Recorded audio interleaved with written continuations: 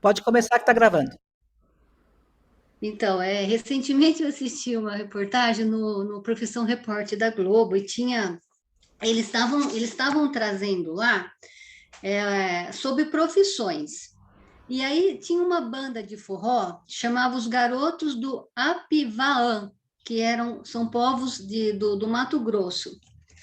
E eles foram contratados, eles têm uma banda de forró, e eles foram contratados para andar 2.500 quilômetros para chegar lá em Palhoça, em Santa Catarina. E eles foram tudo de boa e chegaram lá à noite, só que só no outro dia é que eles foram é, conhecer o mar. E eles não conheciam o mar. Então, no outro dia cedo, eles foram para. Deixa eu só tirar que está um negocinho aqui na minha frente aqui. Eles foram conhecer o mar, Marli. Daí, o que me marcou muito é que quando eles chegaram assim naquela imensidão e viram aquele mar, eles tinham uma qualidade aqui daquela criança, daquele olhar, sabe, de admiração, de maravilha, de contemplação. Tipo, você só vendo, sabe? Então, todo mundo que estava e que olhou os repórteres ou quem assistiu, a gente não conseguia ver o que eles sentiram de ver aquele mar. Aí, perguntado se eles iriam entrar no mar. Aí, de imediato, um falou: não, a gente não está aqui com o pajé. O nosso pajé precisa autorizar. E o mar, o espírito do mar, a gente precisa entender se a gente pode entrar nele. Olha só. Então, foi assim algo, o respeito, sabe? Essa contemplação que a gente perdeu, né? Porque e eles ali de imediato não, eu não vou fazer isso. Eu preciso, eles precisam, o mar precisa me permitir se eu vou entrar ou não. E o meu líder espiritual não está aqui com nós também. Então foi magnífico, gente. Parece uma coisa tão simples, porque você está assistindo de madrugada ali, e você fala, uau, que riqueza que eles estão passando ali naquele, né? E aí eu falo, essa alma, essa nossa alma, em que momento a gente perdeu esse momento de contemplar esse amor? Daí eles falaram, não, nós só vamos deixar o nosso amor aqui. Olha. Legal, legal. É isso. Tudo é vivo, né? Tudo tem espírito. Isso, exato. É muito Bom, bonito. gente, então eu vou escutar um pouco de vocês agora também. Não, acho que o que você já trouxe, o que você está trazendo, já é o começo da conversa, né? Porque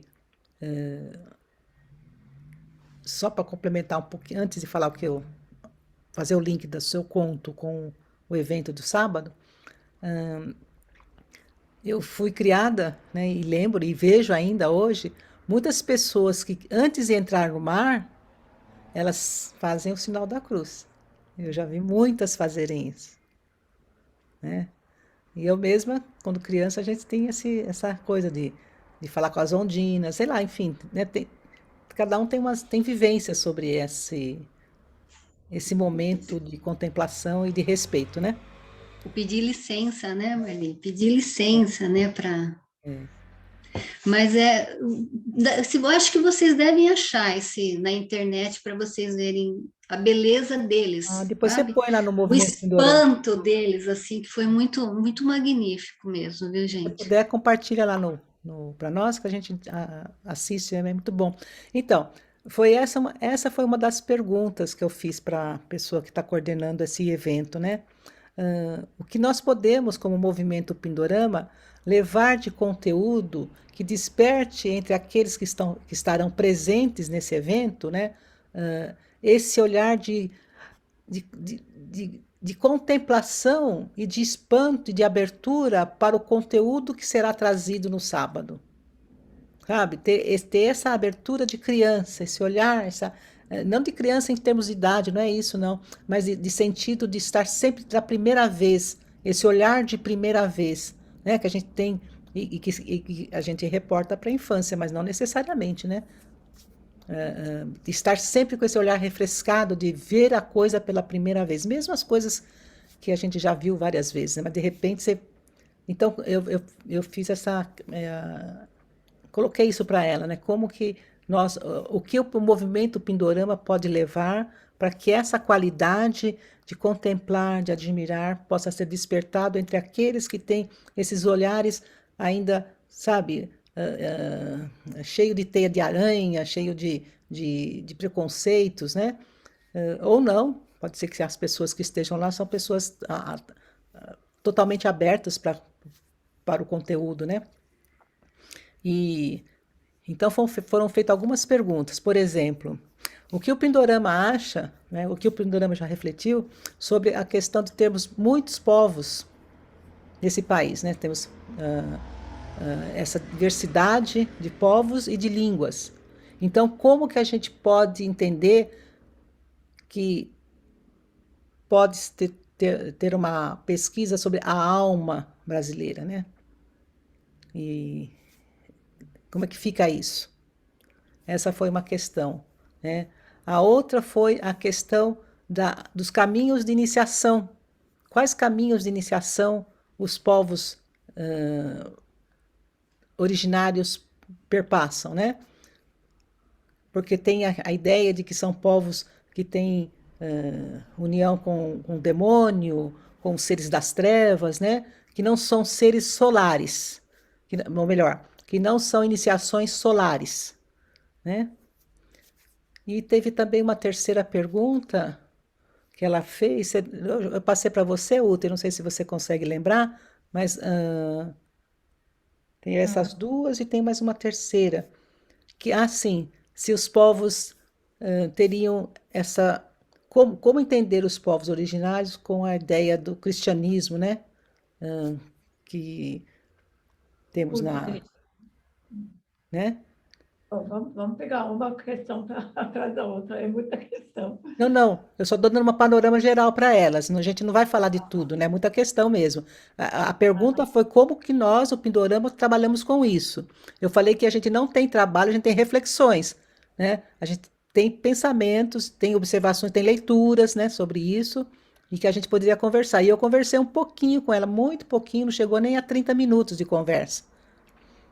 E é isso que eu estou querendo avançar um pouco com vocês. Pode falar, Uta. Se eu penso a respeito dessa diversidade de povos e línguas que tem no Brasil, por exemplo, que mesmo assim pode ter uma alma, uma alma de grupo, né? A gente, por exemplo, se a gente está numa escola ou até numa família, tem as várias almas individuais, né? Por exemplo, os professores, os empregados e todo mundo. E mesmo assim pode ser criado, aí que está, pode ser criado uma alma do grupo. Eu acho que o Brasil seria também uma alma grupal dessas pessoas que vivem no Brasil. Mesmo tendo tantas almas individuais e também tantas etnias, pode ter uma alma grupal do Brasil, eu penso. Isso eu acho que não invalida, porque tem muitas pessoas que cada uma tem sua alma, mesmo assim, pode ter uma alma do grupo. É, Eu penso que ela está sendo criada, né? Se eu penso mais numa escola, por exemplo, ela não é de repente ela está aí.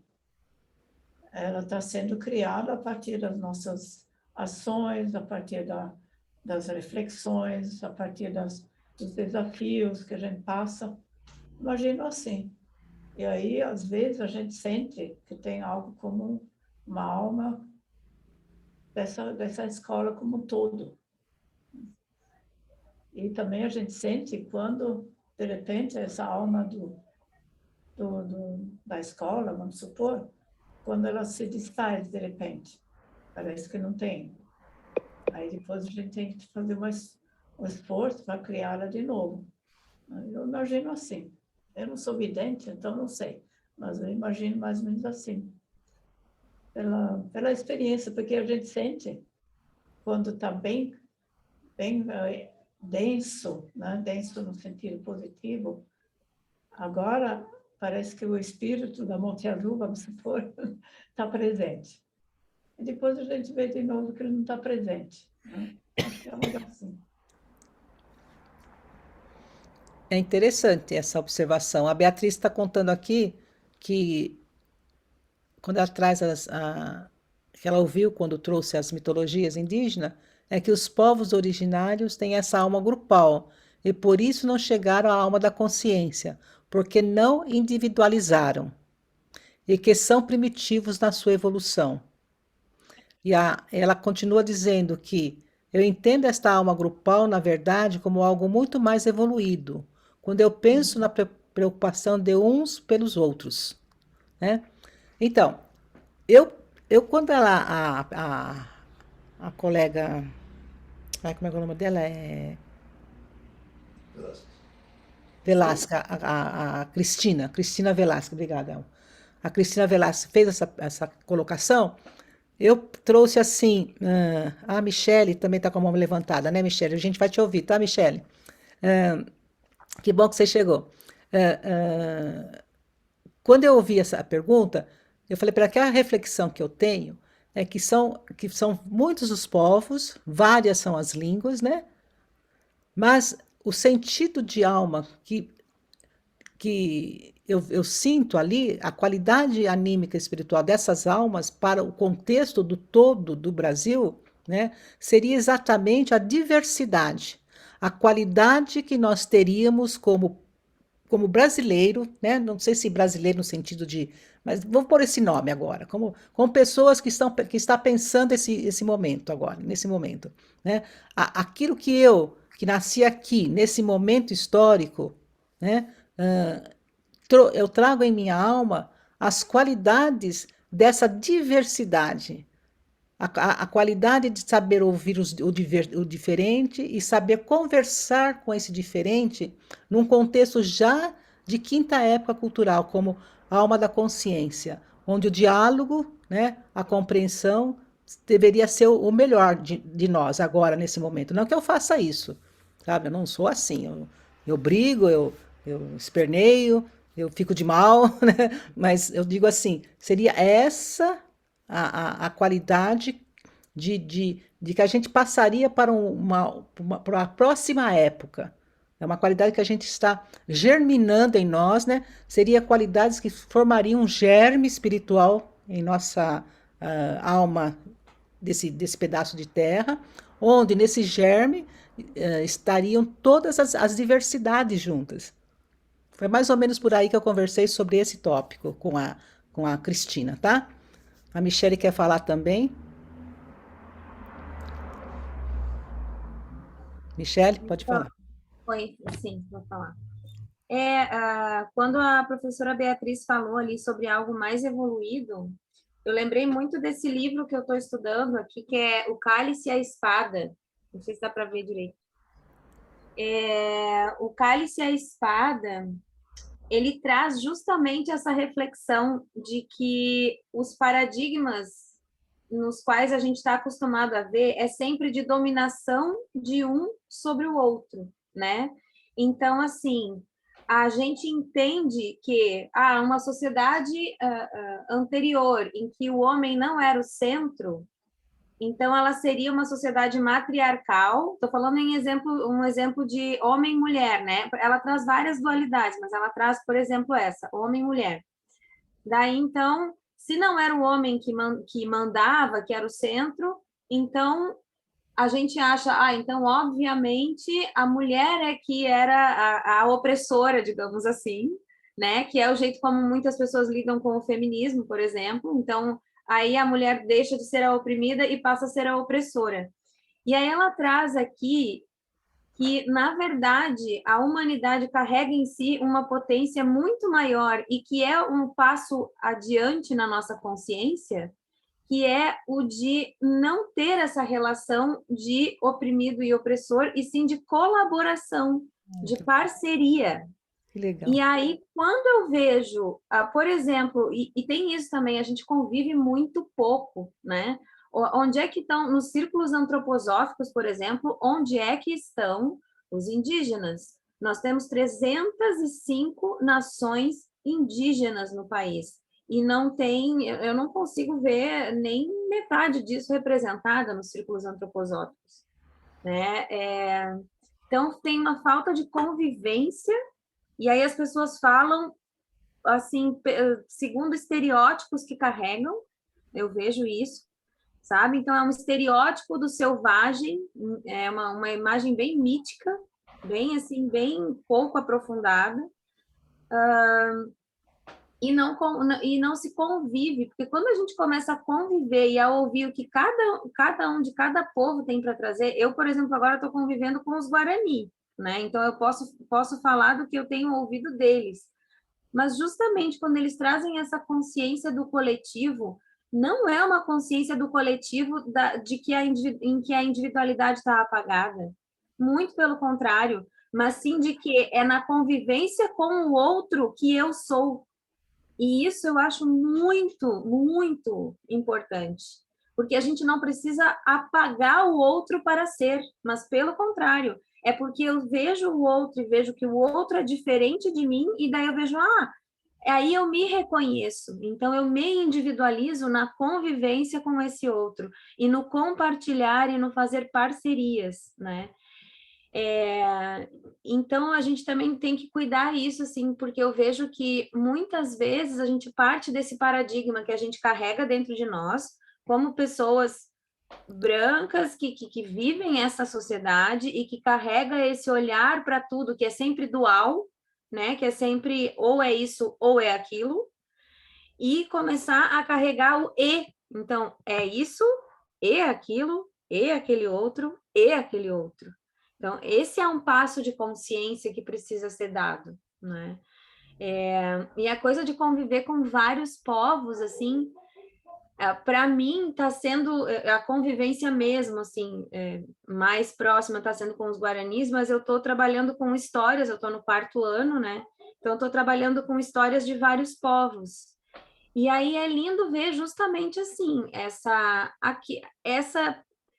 esse diferente que daqui a pouco tem elementos muito iguais. As minhas crianças começaram a perceber semelhanças nas histórias dos povos ticuna, dos povos guarani, com as histórias dos hebreus, sabe? E começaram a dizer, nossa, professor, olha que aquilo lá também acontecia.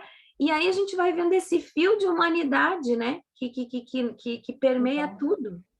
É muito lindo, e é pelo olhar delas que a gente consegue perceber. Então, acho que às vezes também falta conviver com criança. Acho que era Qual isso. escola você está, Michele? Oi, Escola Waldorf Querência, aqui de Porto Alegre, Rio Grande do Sul. Sim. Lá mesmo. Muito legal isso. E faz gancho com aquilo que a Zulane começou, né? A Zulane já abriu com essa questão da educação, de trazer essa convivência, desse convívio e esse olhar de contemplação e de sempre renovado, do novo, né? De estar nessa coisa do deslumbrar-se, né? Esse deslumbrar-se com o mundo, né? Como é bom estar nesse mundo, né? Aqui na Terra, né? A Mani também trouxe alguma contribuição, Mani, você quer falar? A Renata também trouxe. Vê aí vocês, por favor.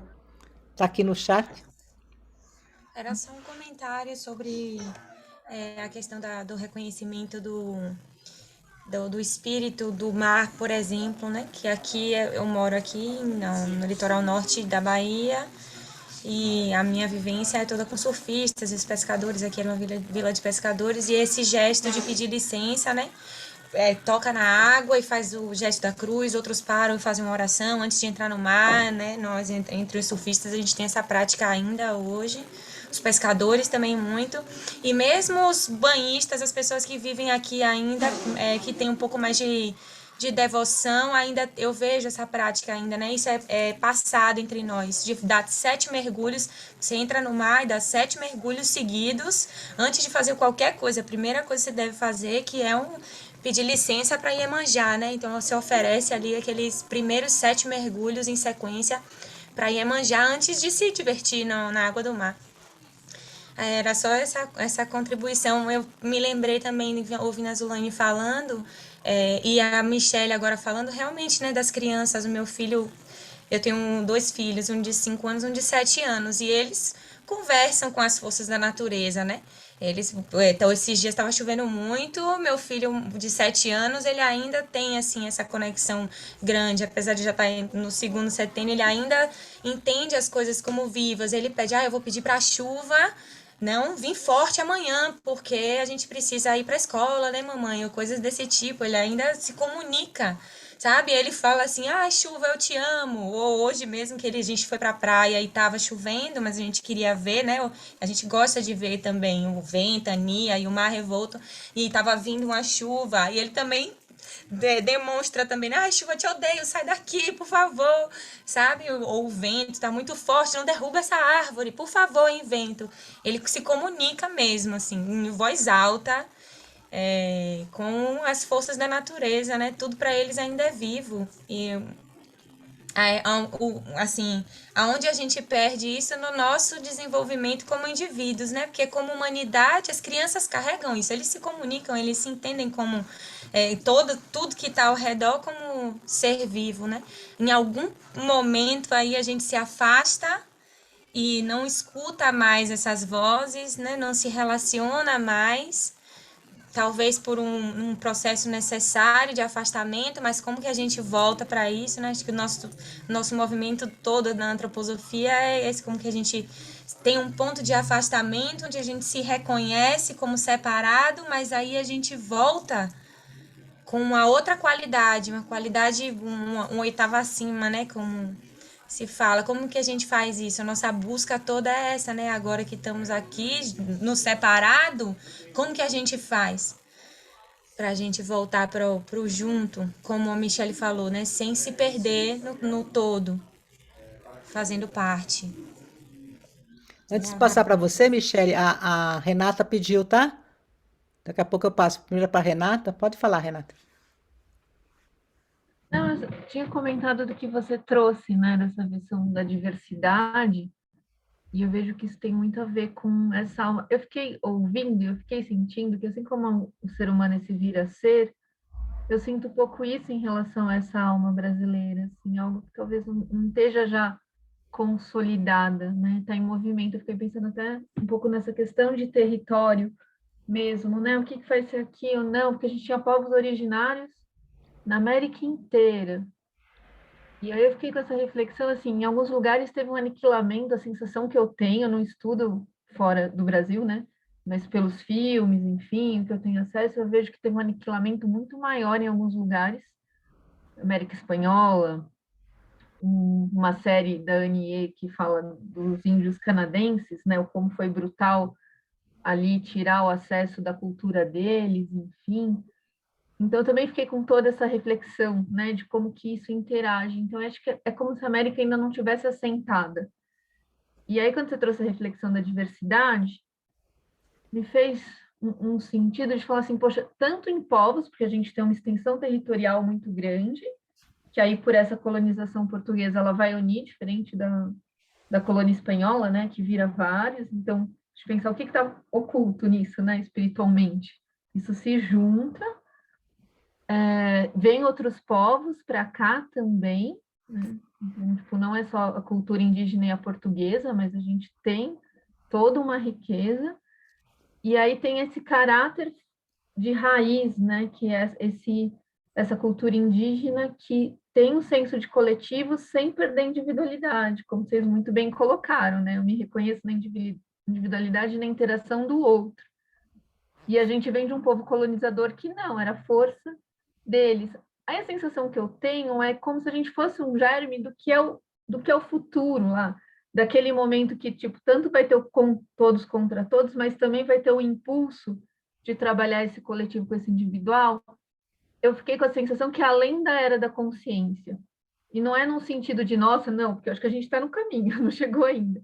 Mas é como se vai para o imagético mesmo, para o intuitivo. É um germezinho de algo que vai ser para depois a era da consciência não abarca ainda. E talvez por isso que seja difícil a gente ter essa percepção, né? Tipo, quem vem com a mentalidade mais europeia ou povo indígena tem um truncamento, porque é como se vai tendo uma fusão de tudo isso para esse desenvolvimento que dá um passo além. A sensação que eu fiquei ouvindo todo mundo e o que eu fui sentindo. Né? Interessante, muito interessante. Michele? Ouvindo também depois, ali eu me lembrei dessa outra questão, né, sobre os demônios, ou enfim, esses espíritos que não seriam solares, assim. Claro que eu tenho ainda que caminhar muito na pesquisa espiritual para entender, mas novamente me toca a questão do conhecer pouco e julgar muito, né, assim, porque... por exemplo, eu me lembrei dos textos, dos textos das histórias hebraicas que eu tive que contar o ano passado, né? E ali, muitas vezes aparecia assim, quando ia falar do mal, né? E aí, quando a gente olha para a cultura hebraica ali, tem essa coisa da dualidade muito forte, né? É bem ou mal, né? E tudo muito associado, assim, o bem é claro, o mal é escuro, sempre tem essa coisa assim. E aí eu me deparava com trechos, por exemplo, que falavam, né? E aí eles se pintavam de preto quando, sei lá, alguém encontrava alguém de um outro povo ou de uma outra religião e tocavam tambores e se pintavam a pele e invocavam demônios. Eu consigo olhar para aquele texto que é de uma pessoa daqui que viveu, era o texto do Jacob Streit, né? Que viveu naquela época com o seu espírito daquele tempo e que escreveu daquele jeito e que escreveu sobre ainda uma cultura que é tão dualística assim, eu consigo ver que aquela alma explicava as coisas dessa forma. Mas aí eu também preciso ver que eu estou aqui nesse tempo, nessa minha terra, onde muitas pessoas tocam tambores e pintam a pele, sabe, e eu convivendo, eu sei que elas não fazem isso por mal, e que eu sei, sabe, então eu posso narrar isso de um jeito que mostre o estranhamento, porque na verdade era isso que acontecia, era um estranhamento e optar por um outro caminho espiritual, mas sem ofender, sem criar um juízo ruim, sabe, sobre uma certa imagem de um certo povo. E eu me lembrei muito também daí, por exemplo, dos cultos africanos, que eu conheço um pouquinho mais, que são diversos também, né? E que a gente coloca, às vezes, tudo num grande balaio, assim, e que trabalham muito mais com a integração da sombra do que com o cultivo da sombra, com o cultivar uma força negativa, sabe? Então, quando eu vejo, às vezes eu sinto, mas eu ainda, como eu disse, é um sentir que eu tenho, ainda tenho que estudar muito essa questão. Mas eu sinto que às vezes na antroposofia a gente coloca assim a sombra contra a luz. E eu vejo as duas fazendo parte do mesmo fenômeno, sabe? E tem uma música que é de Micael, que eu adoro, porque ela fala assim, na luta com o dragão. E daí eu me lembro que até quando a gente estava cantando com a professora de música, algumas pessoas perguntaram, não é na luta contra o dragão? E aí a professora de música falou, não, é luta com o dragão, porque ele está dentro de nós e nós lutamos com ele. Ele está conosco e nós estamos lutando juntos para uma libertação de todos. Porque não é isso, eu entendo isso, que só há libertação quando tanto luz quanto os dois lados, na verdade, deixam de ser lados, né, opostos e começam a se complementar, a trabalhar junto.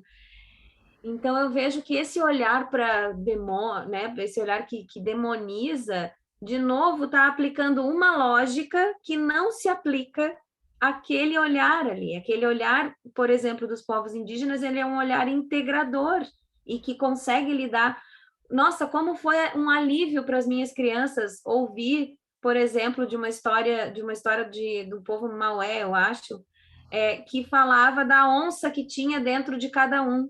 E que daí, às vezes, a onça estava braba e às vezes a onça estava mansa.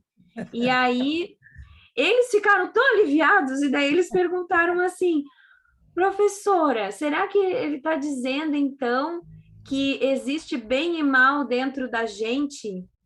E aí a gente tem que lidar com isso? E daí foi lindo, porque foi num dia que eu estava sendo substituída por uma colega minha que é religiosa, de matriz africana, ela é umbandista, então ela sabe lidar muito bem com essa dualidade. Então ela respondeu assim: eu acho que ele estava dizendo que a gente pode escolher se quer alimentar a onça braba ou a onça mansa. E aí, se a gente vai depender do alimento que a gente dá para cada uma delas. Então, a gente vê que é muito mais uma questão de lidar com isso que a gente carrega enquanto ser humano e reconhecer isso e não de querer achar que eu estou sempre do lado, eu estou sempre luz, né? Eu carrego sombra e ela faz parte de mim e ela faz parte desse fenômeno que é a luz também. Eu só vejo a luz porque existe sombra e vice-versa. Então, enfim. Desculpa, eu me alonguei, agora eu vou ficar quieta. Não, ninguém está se alongando, está sendo ótimo. Mani? Eu me lembrei que esses dias eu estava vendo uma reportagem também e que eu tenho visto com frequência muitas propagandas de testes de genética, né? Que agora você recebe pelo correio, faz em casa, manda, o laboratório te manda de volta, de onde é que você tem mais descendência, porcentagens, até doenças que você tem propensão. E aí eu vi uma reportagem falando que os cientistas eles estão estudando a genética brasileira, porque com a globalização e com essa possibilidade de ir e vir para qualquer lugar do mundo, a tendência no futuro é que a gente tenha uma população mundial muito mais próxima do que hoje é a população do Brasil, do que ela permaneça como hoje ela está. Então, os cientistas já estão vislumbrando que no futuro próximo a humanidade esteja muito mais miscigenada e estão estudando como é que a genética se comporta a partir da genética dos brasileiros. E toda essa propaganda, esse movimento de propaganda, né, e de facilidade de você fazer esses testes genéticos da sua ancestralidade, é muito mais para se criar um banco de dados não, sem teoria da conspiração, mas uma maneira no marketing, né? Uma forma de facilitar a entrada desses testes nas casas das pessoas através de uma coisa super curiosa. Ai, deixa eu ver a minha porcentagem aqui de descendência, de genética. E se cria um banco de dados dessas informações genéticas dos brasileiros, principalmente dos brasileiros, para que se tenha uma projeção de como vai se comportar a genética humana no futuro, né? A partir dessa miscigenação. Então, acho que isso aponta um pouco para o que a gente tem que lidar, talvez, aqui, né, nessa terra, que a quantidade de diversidade de etnias, mas não só isso, né, como quem foi que falou? Foi a Michelle, a Renata, alguém que falou, né, de outros povos que também hoje a gente já reconhece a contribuição na formação física, genética, cultural na nossa terra, né? Achei curioso compartilhar com vocês, que me lembrei disso. A outra coisa também que me veio foi essa pergunta sobre as iniciações dos povos indígenas, né? E até que ponto que essa pergunta vem no sentido de nesse tom da demonização, se não tem a ver também muito com aqueles textos dos mistérios do México, porque eu comecei assim, eu estou ainda engatinhando nesse estudo, tive um princípio de contato com essas informações e já foi um baque muito forte. né, assim, todas as informações que ele traz sobre tudo que aconteceu naquele período lá em que estava acontecendo também o evento do Cristo do outro lado do mundo, e a iniciação arimânica e etc.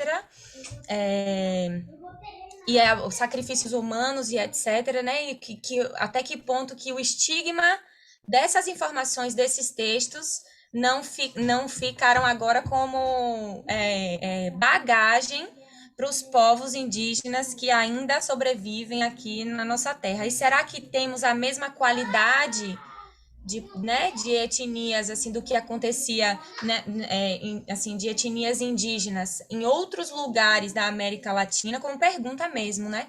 É a mesma qualidade dos povos que viviam na nossa terra, e dos povos que viviam em outras terras, ainda que em América, os povos originários da América como um todo, eles têm a mesma qualidade do Canadá até lá a última ponta da América do Sul. Será que eles trazem a mesma qualidade ou não? E será que essa pergunta sobre as iniciações dos povos indígenas não tem a ver com o que está carregando esses textos? Talvez valesse a pena se aprofundar nesses textos e entender o que de fato faz parte desse estigma que fica das coisas que foram ditas por Steiner e que tem a ver com um tempo específico, um evento específico, para que isso não se perpetue por povos inteiros, né? Até porque os povos, assim, os indivíduos de hoje, eles também já têm já sofreram, assim, já houve uma transformação também. A gente não pode dizer que são as mesmas qualidades que existem nas pessoas e nas comunidades de hoje são as mesmas de 2, 3, 4 mil anos atrás. Algumas coisas ficam, mas muita coisa também já foi transformada, né? E também eles já estão contribuindo para os tempos de hoje, com o que trazem e o que foi transformado do que trouxeram. É. Enfim, larguei, Não, é trouxe importante. meio bagunçado, mas porque assim, né? Foi como me veio, Não, como pergunta, né? é importante, sim. A Beatriz está colocando um adendo sobre essa sua fala, Mani. Ela está dizendo que ela morou no México, né? E que o marido dela era indígena mexicano e que ele tinha um conhecimento daquelas culturas. E que Steiner nunca esteve no México, né? E é o mesmo que falar dos nossos indígenas antropófagos, né? Esse olhar de que achar que os nossos indígenas eram antropófagos. Então, já é uma coisa que está sendo desconstruída atualmente, né? E, e, e ela está dizendo, avião fechando, que pena. Ela está indo embora. Mas ela conseguiu ficar até A aqui gente conosco. precisa ouvir a Beatriz em breve, então, sobre isso. Sim, Acho que sim, se a gente souber mais, a gente consegue desmistificar essas informações. sim. Porque não é muito falado, né? Eu não ouço muita gente falando sobre esses textos, sobre esse tema. É super esotérico, não é uma coisa da prática do dia a dia, mas a gente só desmistifica se a gente souber, né? Tanto o que se tem de conhecimento local, quanto o que foi dito. E aí, como que a gente faz esse encontro aí? É. Ruth, você quer falar desse livro? Os Mistérios do México? Não, não, eu não queria, não, porque Tá. eu acho que isso é um assunto. Eu acho que essa questão de achar que os, os povos originários, não só aqui do Brasil, mas outros também, não têm algo solar, acho que isso tem a ver com aquilo que normalmente fala, que, não, que a iniciação, a iniciação indígena tem a ver com a falta de consciência daquilo. Mas eu acho que tudo isso é desconhecimento também, porque usa substâncias, coisas assim, sabe? Então, eu fico mesmo em dúvida se a partir de uma substância a gente não tem consciência, né? Então, tudo isso eu acho tem a ver com aquilo que vocês falaram, desconhecimento. E aí tem um julgamento em cima daquilo que a gente não conhece o suficiente. É, Mas eu não acho que tem a ver com aquela palestra do México, não. tá, entendi. Acho Esses que não. Mistérios do México Porque é outro é outro assunto, um assunto. pouco É, ligado ao ao cristianismo, eu acho que é outra coisa. É importante estudar, sim, mas eu acho que não tem a ver com essa pergunta das iniciações não solares. É, ligado a essa questão do consumo de substâncias, como, por exemplo, o ayahuasca, né? Por exemplo. Por exemplo, mas nos povos Guarani a gente sabe que isso não acontece, né? São outros povos, né? Sim. Não dá para generalizar, Não, não dá né? para generalizar, e principalmente a gente não conhece. E a gente não conhece exatamente. E nem temos condições, mesmo que se conhecêssemos, a gente não tem esse caminho de iniciação, né? Não, Então, quem tem é que pode falar. E é. foi, né? Eu acho que é importante a gente não ficar julgando, Exato. porque aí a gente não avança em nada. Essa, Pode ter outros caminhos, mas são outros, pronto. essa pergunta veio naquele bojo o que o Pindorama tem de reflexão sobre isso, né? Claro que não vai ser conversado nesse sábado, não é esse o assunto, mas foi num contexto de conversa muito curta, como eu falei para vocês, né?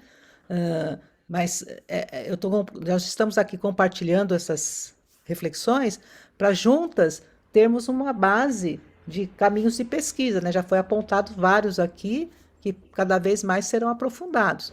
E tudo isso perpassado por essa abertura de alma conversando com a outra alma, e não que essa lógica perpasse esse diálogo, porque quando a lógica perpassa o diálogo, ela se afasta da conversa de alma.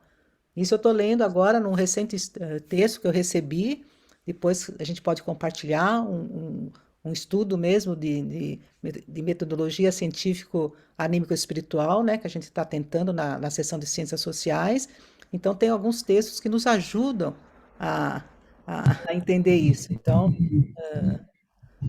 Beatriz, está lá no avião. Olha só. Eu vou ter que me despedir, tá bom? E Fala aí oi eu para coloquei Beatriz. lá uma carinha que eu achei que essa menina estava chorando. Mas aí eu acho que não, eu estou chorando porque tem que ir embora. Ah, Mas eu achei muito bom, sabe? Muito bom mesmo, essas reflexões. Muito certo, legal, tá muito bom. bom mesmo. Vocês Fala um têm oi que se para Beatriz aí. manifestar. A Beatriz está aí no avião. Sempre se manifestar com essas reflexões. Muito bom. Acrescentou mesmo. Tchau, gente. Tá, tchau. Tchau, Até tchau. mais. Até Tá? mais. Até sábado, talvez, né? É. A Beatriz é um tchau aí pra gente. Ela está dentro do avião, ela conseguiu dar um tchau. Então, você está indo para onde, Beatriz?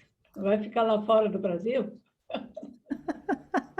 Não pode fugir, não. A gente está precisando de você. Não, estou indo para Florianópolis. Tá certo, tá indo para Florianópolis. Tá certo. Tá bom, Ute. Obrigado pela presença, viu? Acho que ela caiu ali. É a que nós tivemos reuniões a tarde toda, sabe, hoje. E eu estava lá. Então, ela tem uma atividade que ela vai fazer ali, precisa, porque tem um horário certo para ela fazer aquela atividade. Então, é por isso que ela tem que sair. Mas que bom. A Michelle tinha levantado a mão, o Azulane. Agora eu perdi a ordem. Foi a Azulane primeiro ou Não, Eu tinha levantado também. Deixa eu e a Renata, é. Sim. Agora eu perdi a ordem. Me ajudem aí, por favor. Então, eu, a Michelle e a Zulene. Tá, então Ele você. mostra na sequência, geralmente. Tá, obrigada. Imagina. Então, acho que pegando um gancho do que você falou da questão dos rituais, né, dos povos originários, só complementando, eu tenho essa percepção também. Às vezes a gente, como povo ocidental, a gente se apropria desses rituais e leva para um lugar deslocado do rito, e ele vira um lugar de entretenimento. É claro que aquilo vai ter uma tendência a fazer mal, ou ficar vazio, ou ficar em desuso, né? Eu acho que dentro daquele povo, que nem vocês trouxeram, para eu entrar no mar eu tenho um rito, e dentro de um povo eu tenho uma ayahuasca, dentro de um povo eu tenho... tem outros, agora me fugiu um nome, um outro que emana pelo nariz, mas eu não me fugiu. Enfim, está dentro de um ritual, tem um preparo, tem um porquê, é como você disse, é o processo daquele povo. E tem um sentido, né? E tem um uso. E aí a gente querer julgar disso do mau uso que a nossa sociedade faz, é quase um crime, né? Porque eu estou tirando aquilo do sentido. Outra coisa que eu queria trazer é essa reflexão, assim, que a gente precisa... eu digo, você vai levar essa questão para a sociedade antroposófica, para esses debates, enfim, a gente se policiar muito para tirar essa visão eurocêntrica de que esse impulso ele é o mais importante da nossa época, né? Claro, tem um porquê, tem motivos, tal, mas tudo tem questões ali. O dragão está junto também, né? Então, por exemplo, se a gente pensar que todo esse impulso dessa era também gerou escravidão no mundo de uma forma tão perversa como, tipo, em Roma não era, assim, que foi uma surpresa também para mim estudando, de que a escravidão em Roma era menos pior do que a escravidão que a gente viveu no Brasil e o que a gente ainda vive hoje no mundo, né? Porque o escravo ainda tinha alguns direitos naquela época, então essas coisas foram piorando, se densificando. Eu estava conversando com uma amiga, por exemplo, que no meio do oceano, aquela área que não é de nenhum país, tem navios negreiros que ficam nessas zonas que não é de ninguém, com pessoas trabalhando nesses navios sendo escravizadas, e que tem sido um problema geopolítico no mundo, porque aquilo não faz parte de nenhum território de nenhum país. Então, a Nossa, nossa quinta época gera esse tipo de coisa, né? E a gente não precisa ir longe, a gente tem trabalho escravo no Brasil. E quem promove esse trabalho escravo? Todo esse consumismo que vem dessa era. Então, para a gente ter essa reflexão também, né? E aí, como que a gente evolui? Eu acredito que é nessa mescla de povo, nesses encontros, aprendendo a peneirar e ficar a essência. Então, eu acho que é importante esses pontos também serem trazidos, porque não parece que, assim, estava tudo lindo, e aí tem esses povos aí que a gente tem que agregar de alguma forma. Ficou lá no passado e querem agregar de qualquer jeito. Não, eles não ficaram no passado, eles têm uma outra percepção de mundo para trazer e ser integrado com a gente, ser incluído, né? Sem perder a essência.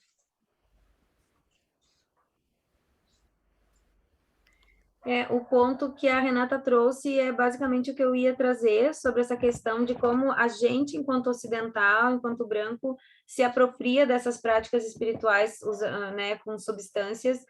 E aí, assim, eu fico pensando, o efeito que tem, eu tenho textos do Steiner falando sobre isso, sobre o efeito que cada substância tem em cada organismo. Ele mesmo dizia que ele não recomendava o que ele fazia, por exemplo, em relação ao vegetarianismo, né? Tem gente que fala assim, para alcançar a iluminação espiritual precisa ser vegetariano, porque o Steiner era, né? E já na época, e aí ele dizia, isso é bom para mim, cada um precisa conhecer o seu organismo. E aí eu fico pensando, então tem toda um povo tem toda uma constituição física, né, que tem todo um outro funcionamento, inclusive em relação a como sente, a como pensa e a como age, né, toda uma outra configuração.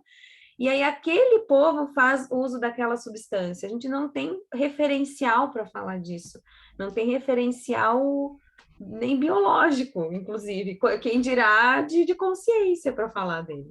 Né? Então, eu vejo que é muito isso, assim, falta a gente assumir que a gente tem um ponto de vista. Nós não estamos no centro vendo o todo. Nós estamos junto na roda e nós temos o nosso lugar na roda, né? E aí a gente precisa de todas essas visões para ver o todo.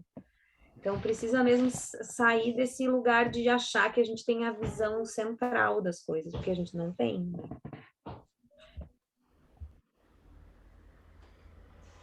Zulaine?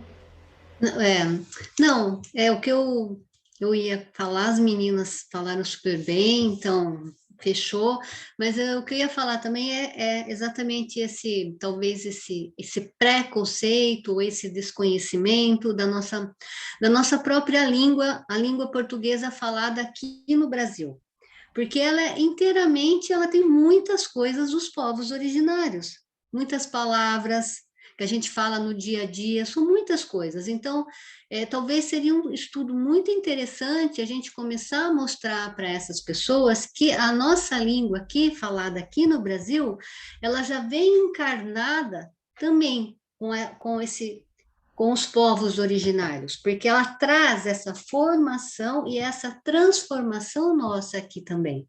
Porque nós falamos no dia a dia isso aí também. Essa sonoridade que eles falam de ser cósmica, né?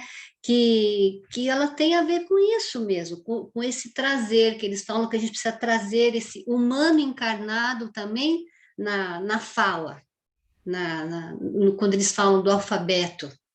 E que nós fazemos isso já.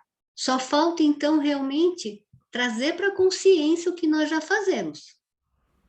E eu acho que é esses estudos mesmos que a gente vai começar, então, tá trazendo isso, porque é o que falta trazer para a consciência, porque nós já fazemos. Nós já temos dos povos originários no nosso dia a dia. Está em nós já. E não sei por que não se traz, se renega isso o tempo todo, né? Não só dos povos originários, nós temos também dos africanos que aqui estiveram, mas é que nós estamos tratando desse assunto. Então, o povo brasileiro é esse povo. Né? Nós temos umas raízes, não temos uma língua raiz, basicamente. A gente tem, ó, vamos supor na escola, a gente pode, na gramática, traz o alfabeto nordestino, a gente vai trazendo outros tipos de língua também, outros tipos de gramática. Eles falam que, como é que eles falam? Acho que eu esqueci que a gramática a gramática encarnada, né, que a gente vai trazendo na língua, tudo, e em cada época do ano a gente vai trazendo isso. Então, eu acho que é isso, gente, ele começar a trazer isso mais mesmo, sabe? Trazer essa... Você lembra, Mani, tanto o Chamoi Pedro falou isso para nós na live, né, quanto o próprio Aponi. Ele trouxe essa reflexão de tudo que a gente fala de cada povo. A gente traz um pouquinho de cada povo na nossa língua, no Brasil. É verdade. É isso. Eu tenho um trabalho publicado no site Movimento Pindorama, né, Elma? Que foi uma das primeiras pesquisas que eu fiz sobre a questão da língua portuguesa.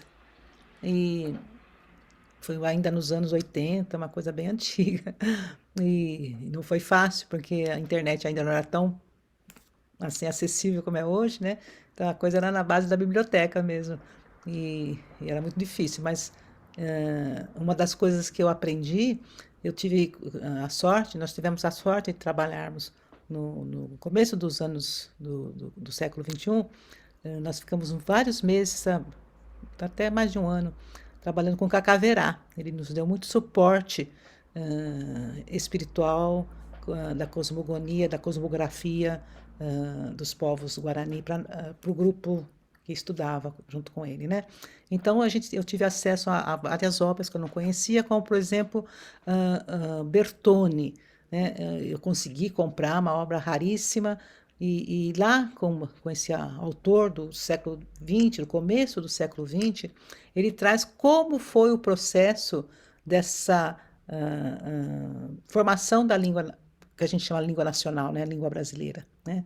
E como os povos Guarani têm importância nessa formação, porque quando os jesuítas aqui chegaram, eles já encontram uma língua que é comum, né? A língua geral já é comum, ela estava de costa a costa, então ela começava lá no sul e ia até o Rio Grande do Norte, Fortaleza, aquela região, já era dominada pelos tupis, então, tupi-guarani, então a língua era uma, e dentro dessa língua uma, tinham vários tons de outras línguas, porque aí com o acréscimo do trabalho do Cacaverá, ele diz que os sábios de todas as etnias se juntaram para trazer qualidades de cada povo para a formação daquela língua geral, inclusive dos povos por onde eles andavam na América do Sul até a América Central.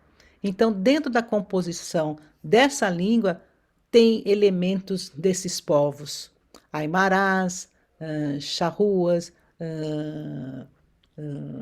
os povos do México, eu já nem lembro mais, eu fiz o trabalho, mas não estou lembrada porque eu não me preparei para isso.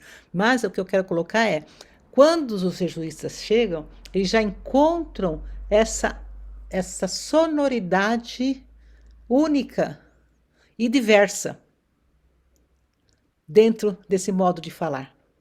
E os bandeirantes, usando os escravizados indígenas para adentrarem o sertão, para além do Tratado de Tordesilhas, que era proibido naquela época, né?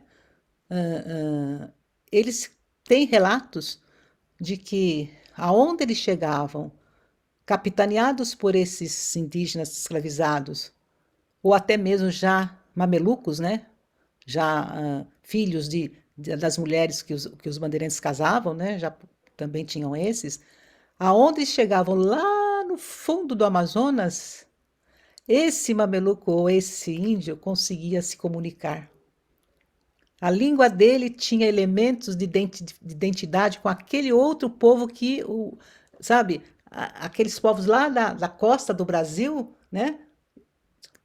Caminhando, entrando pelos rios, tal, chegavam e tinha essa comunicação, a comunicação da língua.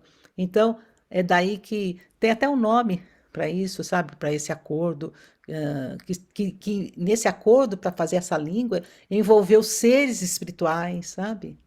Acordos de seres que a gente, na antroposofia, a gente fala como arcanjos da língua, né? A gente vai ler agora na obra que a gente está estudando aqui, que é essa nós estamos estudando, daqui a pouco a gente vai entrar nos seres o sacrifício dos seres da língua, né? Então, a gente vê por que eles fizeram esse sacrifício para ter essa língua, né? Então, a gente já tem dentro da composição do que poderíamos tatear como alma brasileira, que não é isso que eu quero dizer, mas tatear isso daí como elementos de povos que sempre trazem o diferente para dentro e convive com isso que a Michele trouxe, que a Renata trouxe, que a Zulane trouxe, né? Que a Mani trouxe, que é esse olhar circular, esse olhar espiralado, esse olhar que também passa às vezes por linhas cartesianas, mas não só. Eles englobam todo esse modo de pensar. Então, essa construção, que a gente chama dessa hermenêutica, né? A construção de argumentos que tragam uma nova epistemologia para o pensar dessa alma brasileira, é uma coisa que nós aqui do Movimento Pindorama temos como responsabilidade. Já falei 1, 2, 3, 4 vezes, que é a nossa responsabilidade, é daqui que vão sair esses textos. As outras pessoas, elas estão lendo para preparar-se para uma outra situação, mas para escrever, para dar fundamento para professor, para levar para os cursos de formação, para faculdades e tal, tem que sair, porque envolve todas essas reflexões que vocês trouxeram e que precisam, né, ter uma constituição, sabe, dentro de uma hermenêutica mesmo. A gente vai ter que trabalhar a questão das palavras sagradas, do vocabulário, né, do approach mesmo. Tem que ter, vai ter que ter. Porque tal qual a gente aprende as hierarquias, as épocas culturais, karma, isso e aquilo, também vamos ter que trazer isso dentro do contexto do que seria essa cultura brasileira para o olhar antroposófico, né? Sem esses preconceitos, sabe, tirando essas travas dos nossos olhares e, ao mesmo tempo, como é que eu diria? Aliviando um pouco essas dores, sabe? Porque é muita dor, é muito sofrimento também que a gente tem. Porque esses povos não aguentam mais serem trazidos como povos do diabo, povos da zona escura, povos que não são da luz, povos que deviam voltar para o século XVI, ou então porque usam celular ou dirigem um carro, então não é mais índio, sabe? Então, tudo isso a gente precisa pensar. Eu acho que hoje aqui deu uma boa, assim, deu um panorama, né? Desanuviou um pouco. E aqueles que puderem estar no sábado participando desse encontro, vai ser muito bom, porque a gente pode trazer esses olhares não preconcebidos, como foi falado aqui, né? Um olhar novo, um olhar de reflexão mesmo. A gente não tem nenhuma certeza. Aí vai ser bom, se alguém puder. Renata, você quer falar? Queria, assim, Sim, pode começar falar. só com uma provocaçãozinha. Quando alguém falar isso dos povos originários, a gente fala assim, então o europeu que não vive em feudos não é europeu, né? Que tem que ficar lá. É, É bem pensado, bem pensado. nem o povo evolui, gente, como, né? Assim, enfim. Então, tipo, acho que é uma boa resposta, sabe? Porque é lá da colonização. Pois é. Mas gente, é tão fácil, né? Olhar, enfim. Mas o que eu queria trazer era uma outra coisa. Fiquei ouvindo e fiquei refletindo, acho que da nossa primeira conversa, né? Quando a gente o Pindorama retomou os encontros aqui na versão online, que a gente conversou que cada um se aproximava, tal. E uma coisa que eu sempre penso que assim, ao mesmo tempo, é bem a visão mesmo da Micael e Dragão, da luz e da sombra, né? A coisa do calcanhar de Aquiles também assim, a nossa força também, calcanhar de Aquiles não, desculpa, de Quirón, né? A nossa força também, a nossa ferida também é o nosso potencial de cura. Porque se a gente olhar, porque a gente falou da questão da miscigenação, desses diversos olhares, né? Então, olha como isso amplia, né? Esse nosso prisma de forma de olhar, se a gente se permite olhar toda essa composição que forma essa alma brasileira. Mas, ao mesmo tempo, assim como a época que a gente está do amor, do impulso de Cristo, que o amor virou uma banalização, né? E aí é a ferida, digamos assim, né? Tipo, ninguém quer olhar para amor porque virou banalização. E a saída é o amor, olhar para isso. A gente, enquanto povo, é senso de valor, né? Então, é muito difícil você ver um brasileiro que ele realmente tem uma paixão e um entusiasmo e uma chama de falar do seu povo, de falar da sua terra, não no viés nacionalista, né? Porque a gente não é isso, mas nesse lugar de honrar o lugar que se nasce e de entendendo que eu tenho algo ali com aquilo, né? Seja para levar para o mundo, seja para viver na sua própria terra, enfim.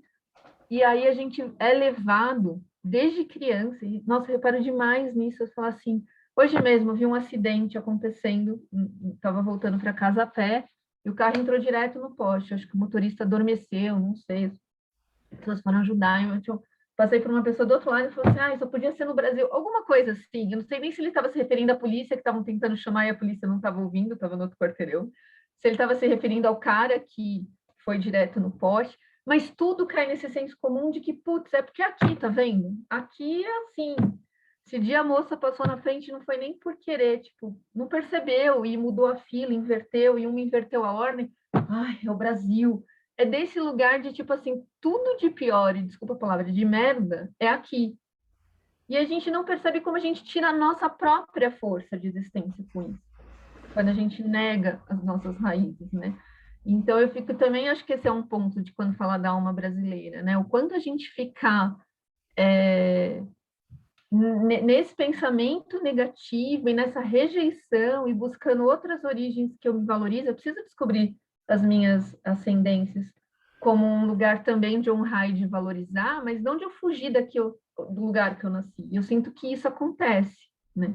E esse eu acho que é o nosso tiro, digamos assim, a nossa ferida, porque enquanto a gente não reconhecer a gente como potencial de povo e de alma, não como melhor ou pior, mas pelo que se é, a gente não sai dessa coisa que a gente fica patinando. Esse era o ponto que eu queria trazer. E da sua fala, eu só queria trazer um olhar que a gente fala muito.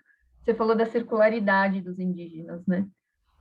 E a gente, no desenho, a gente fala muito da curva e da reta, que a curva é da natureza, é da Mãe Terra. Tudo que você olhar na natureza, não existe uma reta perfeita. Tudo é curva. Até a coisa que você achar que é mais assim, se você vai olhar de perto, tem uma leve ondulação. A reta é a criação do homem.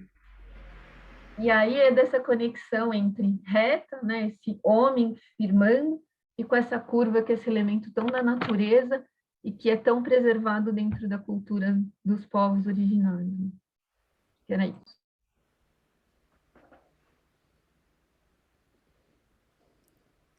É. a, re-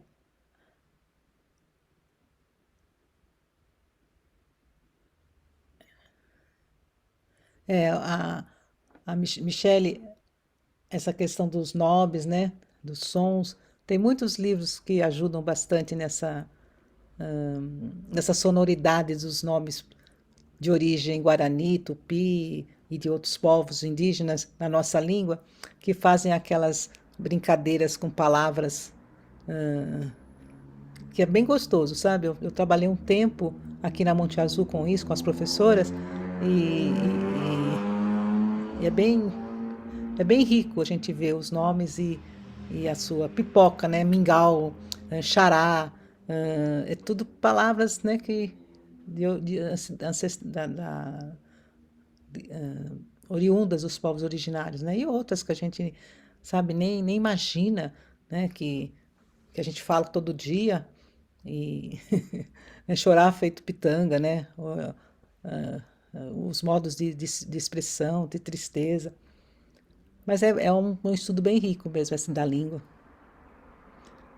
Bom, eu acho que deu para a gente ter uma ideia, né, do que nós temos com o Movimento Pindorama. A gente tem esses textos do que eu falei aqui, lá no nosso site, né, no Movimento Pindorama, tem lá muita coisa, tem não só dos povos indígenas, como também dos povos Banto e Yorubá, a gente tem muita coisa de estudiosos que vieram trabalhar com a gente, então, naquela época a gente não tinha como gravar e não tinha nada online para poder gravar, né? Então foi tudo com anotações, mas está dentro do mais próximo do que eles falaram. Então tem bastante coisa que pode ajudar. Mas é isso. Se alguém mais tem alguma coisa? Não? Então foi bom. Nós conseguimos, a gente começou por volta de 7h15, são 8h25, né? A gente produziu bastante dentro desse momento. E numa oportunidade, talvez a gente retome isso, né? E, claro, os nossos estudos são importantes, mas eu acho que essa troca de conhecimento é muito bom, sabe? Porque valoriza o que nós temos, né? E que está um pouco esquecido, né? E traz para tomar sol. Põe para quarar, né? A gente está pondo para quarar, né? Esse conhecimento todo, tomar sol e reavivá-los em nós. Porque, como já vocês mesmos colocaram, né? O conhecimento, para se transformar em sabedoria, ele precisa passar pela conversa de alma, né? Porque só conhecimento é intelecto, né? E a sabedoria, ela é um conversando com o outro, aceitando o outro na sua inteireza, né? E isso é difícil. É a parte mais difícil. Então, alguém aqui já sabe que vai estar lá no sábado ou não? Você vai, Michele? Tá. Então a gente se vê lá. A Uti também vai estar? Já. A Manuela também vai estar, né? Ela fez isso. Ah, é? Eu não tô vendo a Manuela aqui, achei que ela. Então, que bom, Manuela. Eu vou sim. Tá, tá. E aí a gente pode depois trocar aqui entre nós, né? Depois, se eles disponibilizarem o vídeo, como foi feito da vez anterior, da fala daquela pessoa que foi falar sobre a questão negra do racismo, se eles disponibilizarem, a gente compartilha aqui entre nós. E, infelizmente, esses encontros aos sábados, vários colegas não podem mesmo participar, porque sábado é um dia ingrato.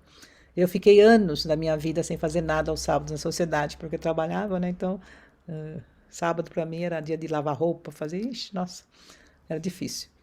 Então tá bom. Marli, deixa eu só perguntar. Eu comentei de um áudio da comunidade dos cristãos, que o João Torunski fala sobre as 7 trevas e luzes. E aí ele separa entre positivo e negativo. E acho que foi a Michele que me pediu, posso compartilhar no grupo? Que a gente tinha uma coisa de não compartilhar coisas no grupo, mas como foi a partir de uma conversa aqui... E isso foi bom você até falar isso, viu, Renata? Não, coisas que têm a ver com estudo é diferente de coisas que têm a ver com propaganda ou então divulgação de outros eventos, né? Divulgação de outros eventos é no privado mesmo, mas isso, né, É que é Zulaine? específico, é um áudio da Semana Santa, mas como conteúdo conversa com o que a gente falou, eu ponho lá no grupo, tá bom? É, Vou achar aqui. porque são coisas de estudo, que lhe remetem a pessoa ao estudo, né? Que é isso que nós fazemos, a gente é um grupo de estudo, né? Que a gente está pensando em torná-lo um ramo, e para isso a gente precisaria ter mais membros da sociedade. E pela pesquisa que eu fiz, só para dar um feedback para vocês, acho que a gente tem bastante pessoas para pensar no ramo. Agora, a questão é o ramo, ele tem que ter consistência e permanência, sabe? Então, aqueles que sempre estão aqui mesmo, não são os mesmos. Então, a gente precisa ainda amadurecer isso, porque um ramo, para ele tem que ter um mínimo necessário que sempre se encontre, né? E que seriam 8 pessoas, mais alguém ou 2 pessoas ligadas à classe, né? Ao estudo da Escola Superior de Micael. Então, é por isso que eu perguntei para vocês todos quem era da... E todos aqui são, né? Não tem aqui hoje, presente, não tem ninguém que não seja... não, a Renata ainda está amadurecendo, mas os demais são membros, né? Mas a gente só precisa ir aos poucos amadurecendo essa questão da frequência, do debate, da troca, da pesquisa. Mas acho que foi bom hoje, não foi? Vocês gostaram? Foi bem rico. Eu achei ótimo, viu, Marli? Essa é o bacana do grupo, né? Do estudo. Cada um traz um pouco, cada um traz uma ideia, um conceito, e aí a gente vai saindo desse individual e passando para esse coletivo, o que é muito bom. Eu agradeço, gente. Boa noite, então, viu? Tá. Boa noite, gente. Boa noite, Obrigada. boa noite. Boa Da noite. próxima vez a gente Bom continua fim de com os feriado. livros mesmo, tá? Obrigada. Passa o nome desses livros, talvez a gente possa colocar como... a gente tem como é que fala? Um lugarzinho lá no site do Movimento Pindorama, Michele, que a gente tem indicações bibliográficas, sabe? E aí os livros, tal, a gente coloca lá como indicação, porque às vezes os professores pedem, né? E é sempre bom. E também temos uma sessão de planejamento de aulas, sabe? Quem quiser, que está em sala de aula e quiser divulgar um plano de aula, um trabalho, ou mesmo uma reflexão sobre o seu trabalho, também tem lá no Movimento Pindorama espaço para isso. E é muito consultado, as pessoas dão assim, sabe? Agradecem muito, porque não é fácil preparar uma aula com conteúdos que, que não são assim tão fáceis de encontrar, né? Então, quem tem, quiser, vai ser bem-vindo. Tá bom. Então, tá Tá bom. bom. Então, a nossa próxima reunião é dia 5, né? 5 de maio, que Sim. entra com o estudo. E depois, dia 19, a gente tem a live do racismo estrutural, que é Edmê. Ah, é. Tá bom? Tá bom. Nossa, já temos, para vendo? A gente já está tudo organizado. Nosso primeiro semestre, tá? Tá sempre organizadinho aí. Obrigada, Zulene, por ter lembrado, viu? Tchau, gente. Tchau, boa noite. Tchau, tchau. Até dia 5, então, né?